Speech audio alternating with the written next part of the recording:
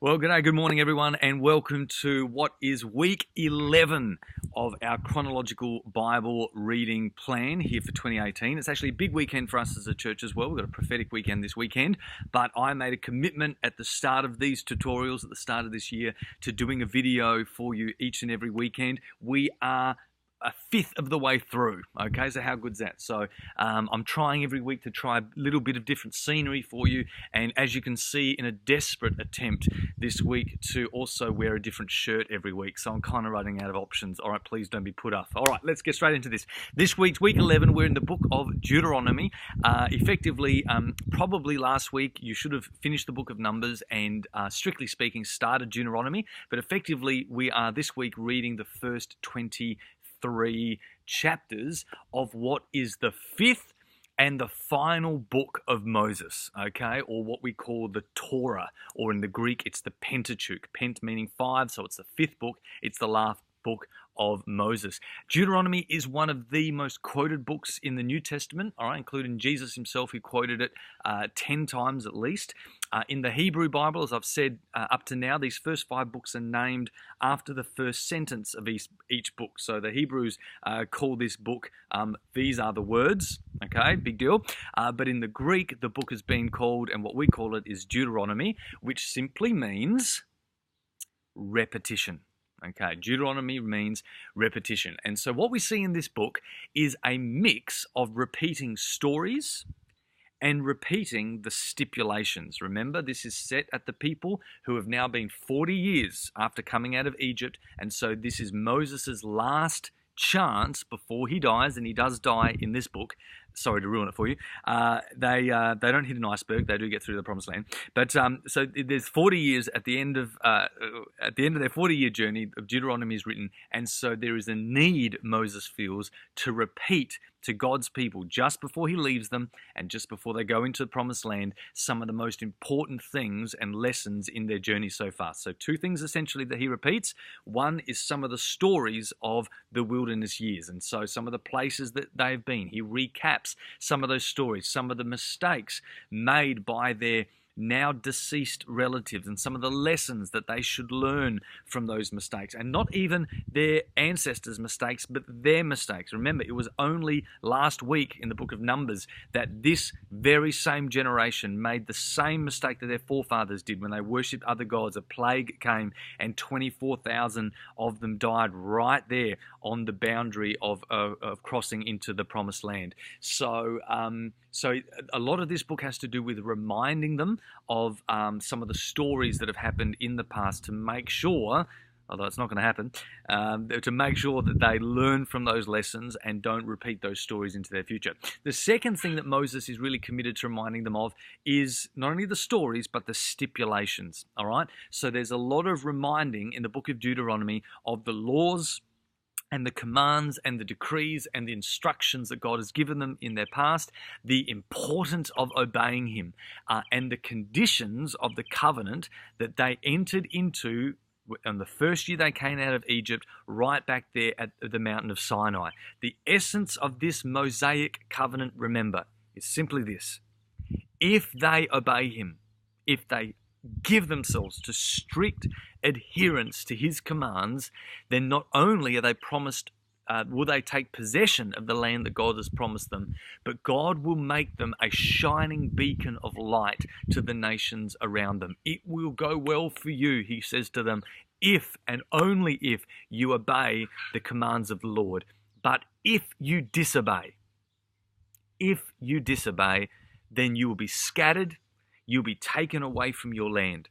And this is the emphasis, one of the main emphases of the book of Deuteronomy. It is a restatement of the covenant and the conditions of blessings and curses, and it is all based on their performance. In fact, in chapter 26, at verse 25, God's people say, if we obey all the laws and all the commands that God has given us, that will be our righteousness. Our obedience to God's commands is our righteousness. Now, this is a very different understanding, remember, to the righteousness that Abraham had before Moses came along. Okay, in the Genesis account, in the era of the patriarchs, Abraham, Isaac, and Jacob, God declared those men righteous, or certainly he declared Abraham righteous because of his belief. But now, since Mount Sinai, 40 years ago at the start of Exodus, these people are not righteous because they believe. Their righteousness comes when they behave. And so this is the covenant that they are in, a covenant of blessing for obedience and cursing for their disobedience. And so the point is, what you see here in Deuteronomy is a lot of repetition. But there are a few brand new things that we're introduced to. There are some things that receive a first mention. There are, amidst all the law giving, some prophecies that Moses gives about certain things that will happen into their future. And so I want to focus on that. You know, often we think of Moses as the lawgiver. And that is true. I mean, that was a hugely significant part of his leadership. He was also a military leader. He was also a worship leader, as we saw when they came out of the Red Sea. But we cannot forget that one of the main things Moses was, and it is remembered for all the years later, is that he was a prophet. Okay? And so one of the things he does in Deuteronomy is not just repeat the law, but he prophesies new things that are to come in their future as they go into the promised land. The first thing that we see this week in reading the first half of Deuteronomy is that he promises them a special place in the promised land where God says, I will put my name there. Okay, at this stage, that's all he says about it. There'll be a special place that I choose in the promised land. Of all the promised land, there'll be one special place that I will put my name. And it's a bit like Eden, okay? Eden had a boundary as you read Genesis, but the Garden of Eden was a special place within that boundary where God's special presence dwelt. And that's kind of what God's hinting at here. He says, as you go into the promised land, all of it is my promised land, but there will be a special place within that land that I will put my name. And in the future, we don't know it yet, but in the future we discover that that place is Jerusalem and that God wants them to build a temple there. Okay, so that he's kind of hinting at that, but he doesn't give that much information yet. All he says is that will be a place where you are to bring your sacrifices to me. That is a place where you are to hold your festivals. My altar will be there. You are to bring your tithing and your sacrifices, and you are to celebrate 3 annual festivals there, because of course once they settle in the promised land, there will be no more following of the cloud.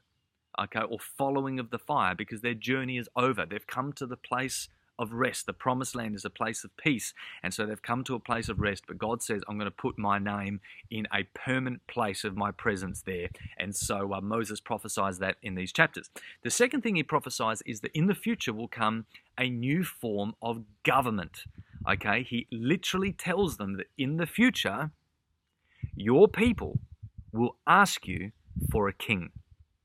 Now, this doesn't happen until Samuel and King Saul, okay? So it's hundreds of years later this happens, but Moses prophesies this.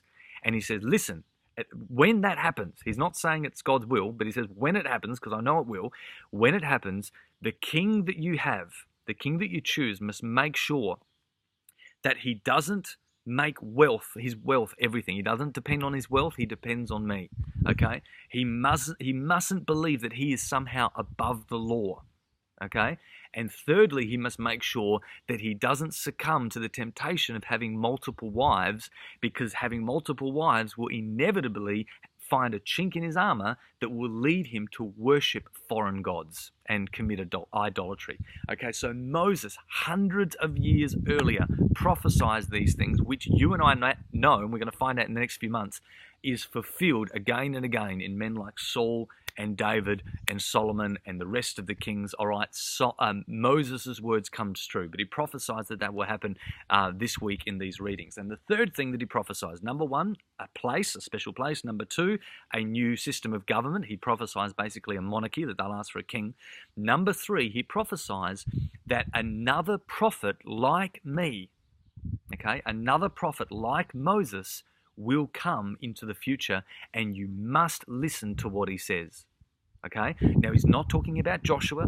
Okay, he's already appointed Joshua as his successor. He's talking not about a military leader, but about a prophet that will serve but as a mediator between God and his people. Just like Moses at Mount Sinai, when God spoke from the mountain and God's people said, no, no, no, you be the mediator for us. Okay, in the same way, this prophet will be a mediator between God and man who is coming sometime in the future. And God says, you better make sure that when that prophet comes, my people listen to him. Now, this prophecy of Moses that we'll read this week is quoted by Peter in Acts chapter 3, just after he heals the crippled beggar at the gate beautiful, okay? He quotes this scripture and he says undeniably that prophet that Moses spoke about way back in Deuteronomy just before he died, that prophet is obviously Jesus.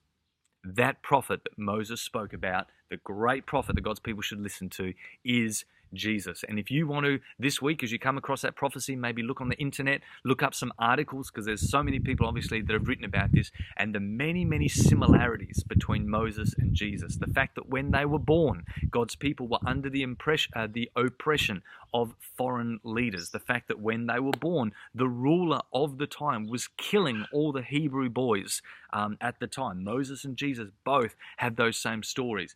Okay, the fact that they both as children spent time growing up in Egypt, that they both had 40 days of fasting, for Moses on the mountain, for Jesus in the desert. The fact that Moses had 12 tribes, well, Jesus had 12 apostles, okay? The fact that they both had experiences where their faces were transfigured with glory. They both had occasions where God spoke to them audibly and crowds of people could hear his voice. The fact that many of their miracles are similar. Recently, we've been doing a series Bayside on the Gospel of John, and I explained just the other week how many of the miracles in John's Gospel correlate to Moses' miracles. Okay, Jesus' first miracle was turning water into wine. Moses' first miracle, or at least the first plague on Egypt, was turning water into blood.